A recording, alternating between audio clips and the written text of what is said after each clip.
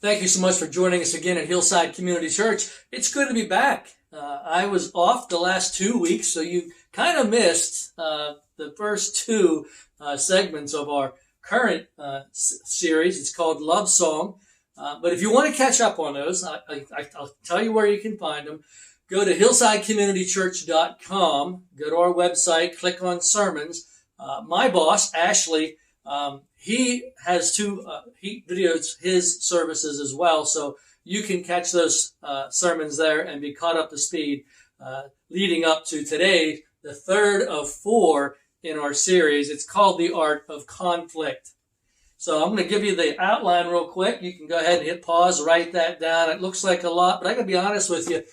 This is one of the 4, I think, probably most useful for people who are already married. I'm going to do my best to try to make this applicable to wherever you are in life, whether you're a widow, whether you're single, divorced. We're going to try to make this work for all of them. And quite honestly, when you look at the principle involved here, it can be used in all of your most meaningful relationships. So as you're writing that down, I'll go ahead and get started. In June of 2010, which surprises me, it's almost 14 years since this happened, I was being interviewed by the elders to be the associate pastor of the then Olivet Baptist Church. That's in Bellwood, Pennsylvania, and we've since changed the name to Hillside. Now, there were several men asking me questions that ranged from my salvation experience, my view and stance of the Bible, what is the role of a pastor, and they wanted to know things like my personal study and devotional habits. Now, those were questions that I fully expected, and I think I answered them well. Well, I must have. I got the job, right? But then, out of the blue, one of the elders, his name's Bob Finch, good friend of mine, asked a question that I did not see coming. He asked, how do you handle the situation when you and your wife fight? And I was just kind of startled, so I just quickly answered, we don't fight. And after about, I would say, a solid minute of sitting there watching them laugh and make fun of me, I still could not think of a time when Beth and I had a remarkable blow-up. Now, I'm not saying that there haven't been times when I've said something or did something that hurt her. I know I have. But in all honesty, Beth and I have really never gone to war with each other over anything. I mean, even when it comes to the Bellwood versus Tyrone controversy in our household, we really have never fought about that. She works for the Bellwood School District. Our church is in Tyrone. It's a backyard rivalry between the two schools, but if I'm being completely honest, I love Tyrone. Now, I believe there's 3 reasons as to why Beth and I have never really got into a knockdown, drag-out fight.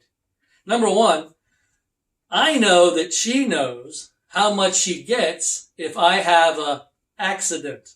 You know what I'm saying, right? But also, she knows that I've worked in the penitentiary for 20 years, so I know how to do time. Now, all joking aside, I fully believe that the main reason we have really never gone to war with each other is because I know in my heart of hearts that Beth really, really loves me. And that drives me to love her even more. Even to the point where I allow her to have cats in our house.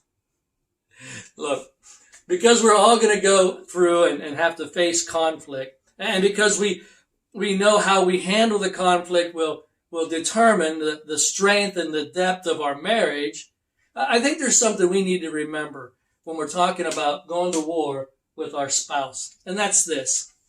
While conflict is inevitable, combat is optional. So the question I guess each of us as spouses have to ask ourselves is this. When conflict enters our marriage, how do I address it in a way that will not harm the health of the relationship? See, the health of your relationship rests in you. And here's why. Healthy couples will fight, but they will fight clean. Unhealthy couples, they fight dirty. Healthy couples will address the issue immediately, whereas unhealthy couples will allow that anger to smolder. Healthy couples will work toward a resolution, but unhealthy couples, well, they're going to work to win. Oh, and just so you know, if you think you won, chances are you both have lost. See, healthy couples are couples that have learned to win together. And that is what we're going to see happen in the lives of the two lovebirds that we have been studying for the past 2 weeks. The honeymoon was over, but they did not allow their conflict to be the end. Our text today is Song of Solomon. We're going to look at chapter 5. There's just a few verses, verses 2 through 5. And as I said earlier, we are in week 3 of this series entitled Love Song. It's a series designed to empower you to not only pursue a healthy relationship with your spouse, but to also strengthen your marriage. Our memory verse is Song of Solomon, verse 7 of chapter 8, says this: "Many waters cannot quench love, nor will rivers overflow it. And if a man were to give all the riches of his house for love, it would be utterly despised."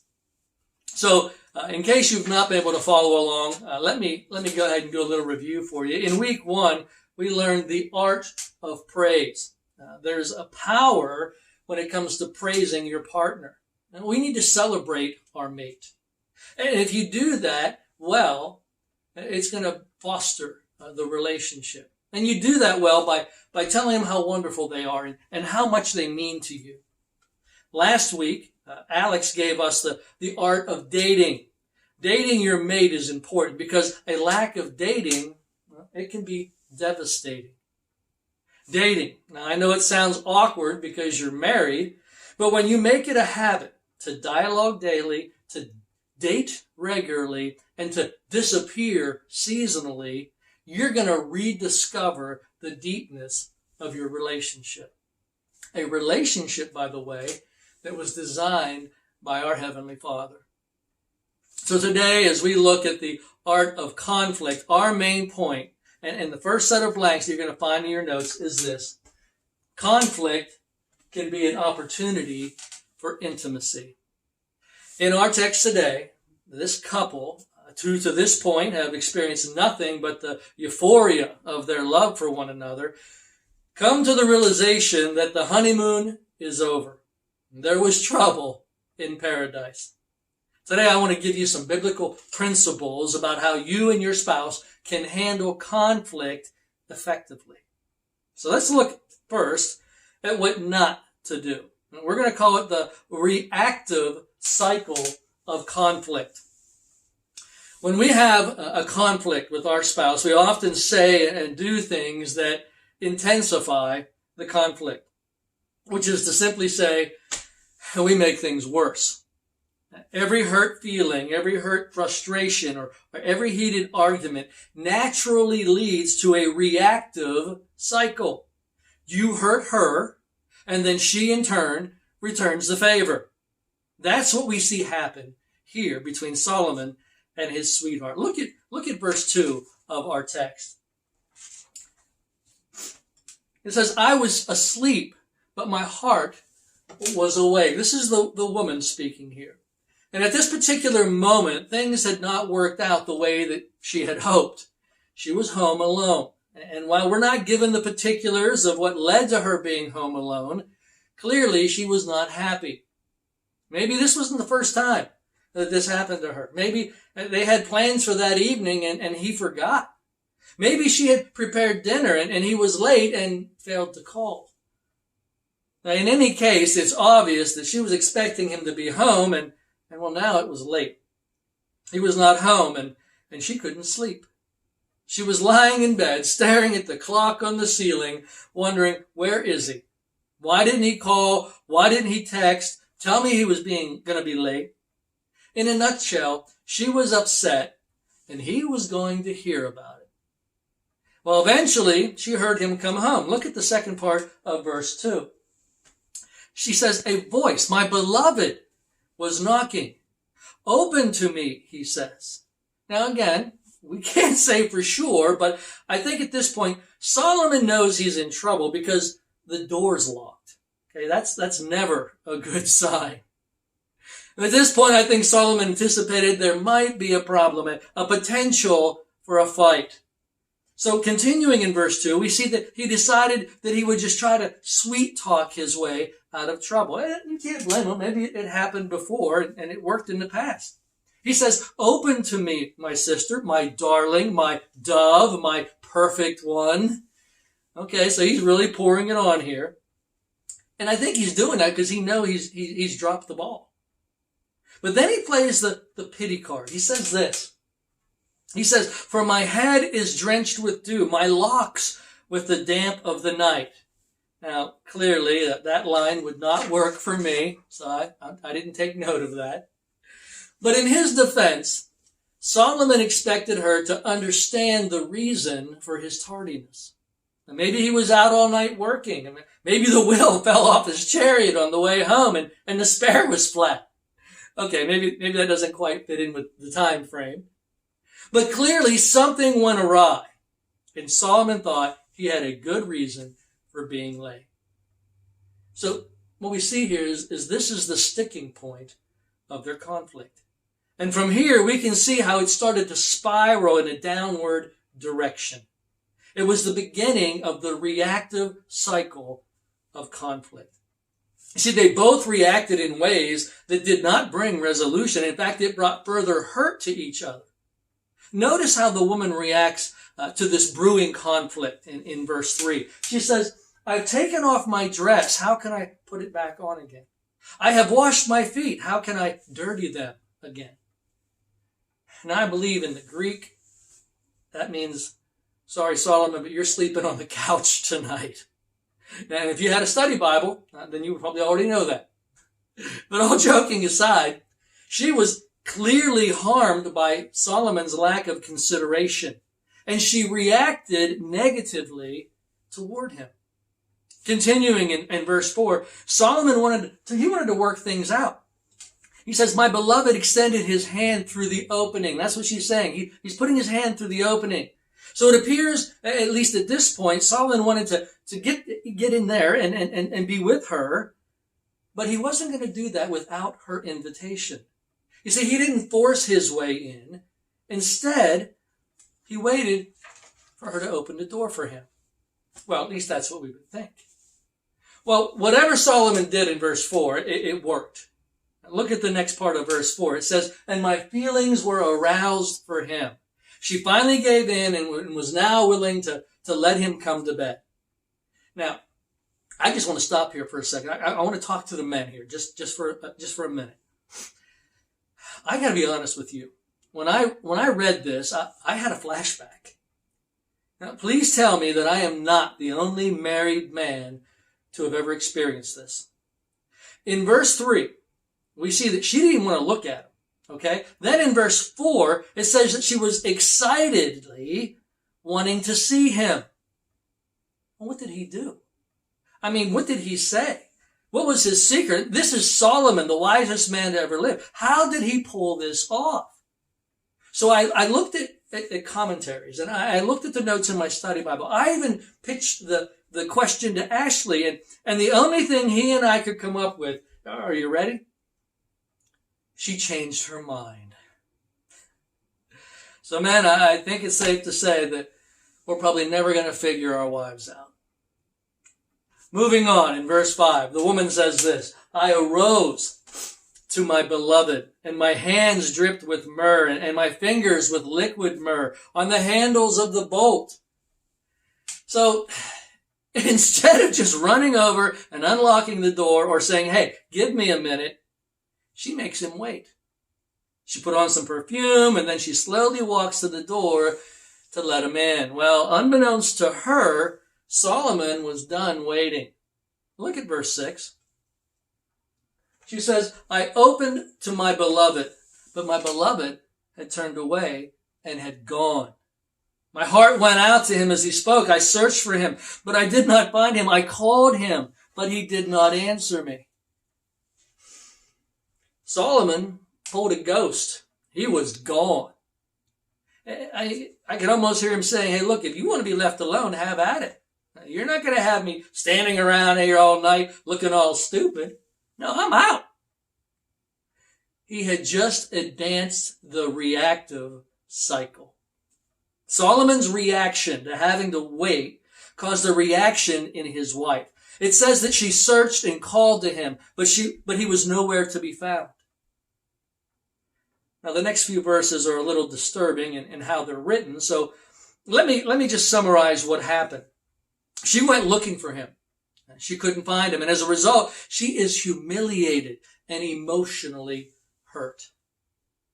So what this passage demonstrates is that when conflict is not handled properly, it is damaging to all involved.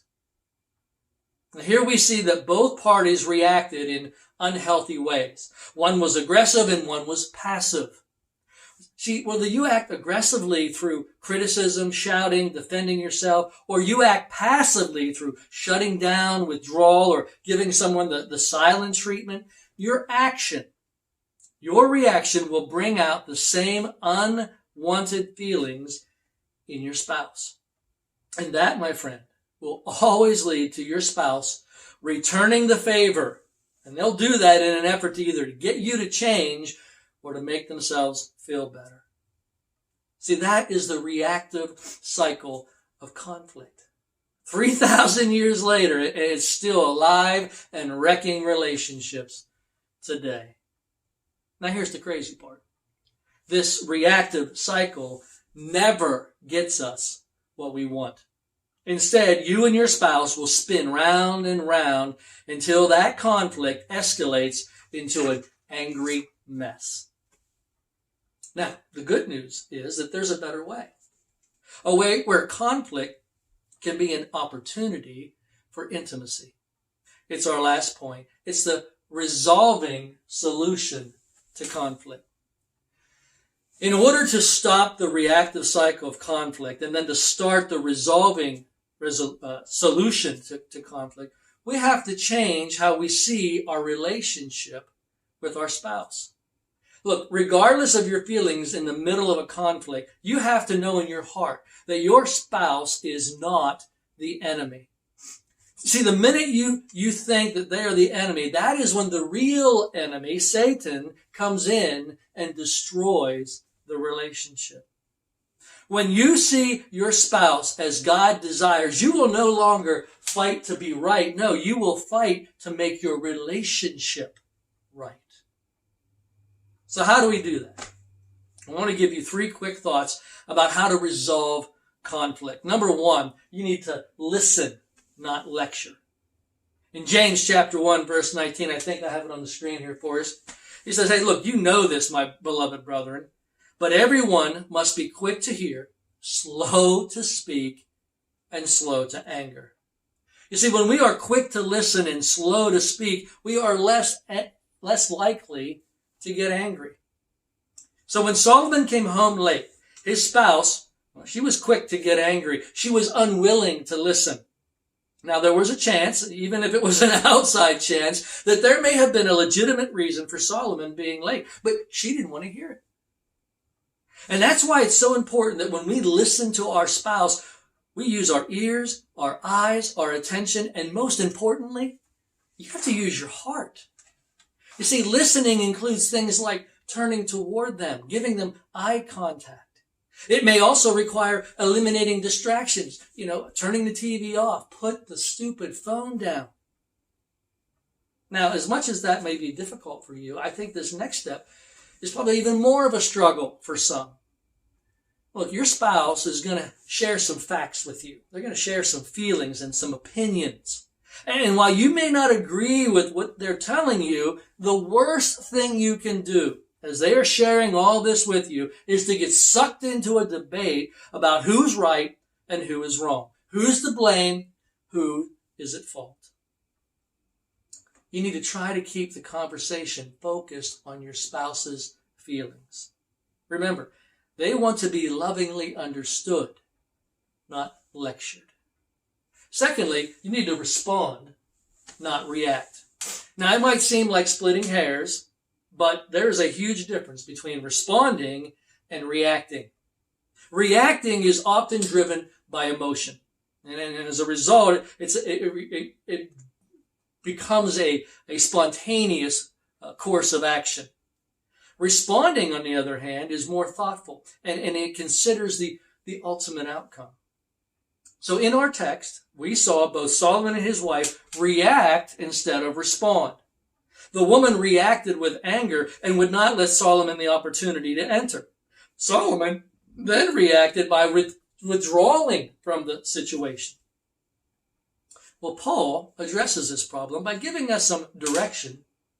In Romans chapter 12, verse 21, he says, "Do not be overcome by evil, but overcome evil with good." You see, as believers, we are not to react in the flesh. We are to respond in the Spirit. Now, let me tell you why that's so important. When I react, I'm attempting to win, even if it makes my spouse lose. I'm trying to minimize my discomfort, even if it maximizes their discomfort. However, when I respond, I'm attempting to win by making the other person also win. I'm willing to sacrifice my short-term comfort for a long-term solution. Now, I'll be the first to say that some of my biggest relational regrets are a result of a reaction instead of a response. Thirdly, if you want to resolve conflict, you need to talk. Don't walk. While Solomon did the right thing by not being forceful, he did the wrong thing by stepping off while there was still an unresolved issue. But once again, Paul gives us some clear direction. In Ephesians chapter 4, verse 26 and 27, he says, "Be angry, and yet do not sin. Do not let the sun go down on your anger, and do not give the devil an opportunity." You see, when we walk and don't talk, it allows the enemy to fill in the blanks. And when he fills in the blanks, it's never a good thing for your relationship. So don't allow anger, disappointment, or frustration fester. No, talk it through. Don't walk out. Remember, nothing healthy lives in the dark. You need to bring it out into the light and talk it out. Only then will conflict be an opportunity for intimacy. So, because all that is true, what should you do? Well, can I just tell you something? If you're married today, conflict is inevitable. It's going to happen. You want to know why? Because, men, you married a sinner. And guess what? She married a bigger sinner. That's right. So, when conflict comes, I want you to consider taking a rest from the conflict. The word rest here is going to be used as an acronym to help you respond instead of react. The first thing you want to do is you need to remain calm. One of the first things you need to remind yourself is that your spouse is not the enemy. Escalating the emotion in a room is not going to reduce the conflict. It's only going to make things worse. So don't do it. Remain calm. The E stands for explain the issue. Did you know that every conflict you have is the result of not getting what you want? That sounds selfish. That's because it is. James talks about this. In fact, he says as much in James chapter 4. He says this in verses 1 and 2. What is the source of quarrels and conflicts among you? Is not the source your pleasures that wage war in your members? You lust and you do not have, so you commit murder. You are envious and cannot obtain, so you fight and quarrel. When you are facing conflict, you need to ask yourself, what is it I want that I'm not getting? Now, I'll be honest, it could be a very legitimate need. It could be respect. It could be time. It could be value. It could even be love. And as you explain the issues, you need to be honest. You need to be open. Remember, intimacy is allowing your spouse to see all of me. So, by remaining calm and now having the issue explained, you are now ready to suggest solutions. Look, the best solutions are solutions that are a win-win. It's solving the conflict by doing what is best for the both of you. Look, you're a team, and your best resolution to any conflict is to solve it by looking out for the other person. So lastly, you need to track your progress. Now, depending on your personality, this could very well be the hardest step in the process. I mean, if you're like me, you've got some influencer or doer in you, you want that problem fixed now. Tracking your progress requires that you have some check-ins and you set those things up on future dates. Maybe a couple of days, maybe even a few weeks, you come back to see if the solution that you came up with is actually working. And then after evaluating your progress, you may need to modify or maybe rework your original solution. And that's okay. If that happens, just simply continue to take a rest from the conflict. So how does the story end? What happens to Solomon and his wife? Well, they made up. They forgave each other. They resolved their conflict. And as a result, their relationship went from not so good to better than it was before. In chapter 6 of Song of Solomon, we see new growth happen because they were able to resolve their conflict. In chapter 6, verse 11, she's writing again. She said, I went down to the orchard of nut trees to see the blossoms of the valley, to see whether the vine had budded or the pomegranates had bloomed. Just like springtime in the valley, she saw the resolution of the conflict resulted in new growth in their relationship. I know from experience that when conflict is resolved, there is new growth. That closeness is restored. Some of you might be in a place right now where things are not so good. It's cold and it's way too quiet. I know, I get it. Can I just tell you something? God wants you and your spouse to grow closer together. And the only way that happens is by growing closer to Him. No matter how bad it is right now or how bad it gets, if there are two people seeking Christ, He can give you something better than you could have ever asked for, ever think of, or ever imagine. So I hope that you now can better see that the power of conflict is ultimately determined by how you decide to deal with the conflict. You can either return to the old reactive cycle of conflict and create a deeper divide, or you can decide to walk through the resolving solution to conflict and, as a result, experience deeper intimacy. So remember to rest, remain calm, explain the issue, suggest solutions, and track your progress. Look, at the end of the day, the choice is yours. Conflict, when handled well, it can be an opportunity for intimacy and growth. You need to seek rest from your conflict. I hope you will. You'll be glad you did. Let me pray for you as we close. Father God, I thank you first and foremost for marriage. I thank you for ordaining it and making it the way you want it to be. And I thank you for my wife. I thank you for the many years that we've had together and the times that we've gotten to share, and even some of the conflicts that came into our lives. And yes, we didn't handle them all the right way. But when we figured it out, and we did it the right way, I thank you for the closeness of our relationship. Thank you again for showing us this in your word and then demonstrating it on the cross. We love you. Thank you for loving us. In your precious name, amen. I hope you'll take what we learned today to heart, put it to practice. I look forward to seeing you next week when we wrap up our series entitled Love Song. Until then, God bless.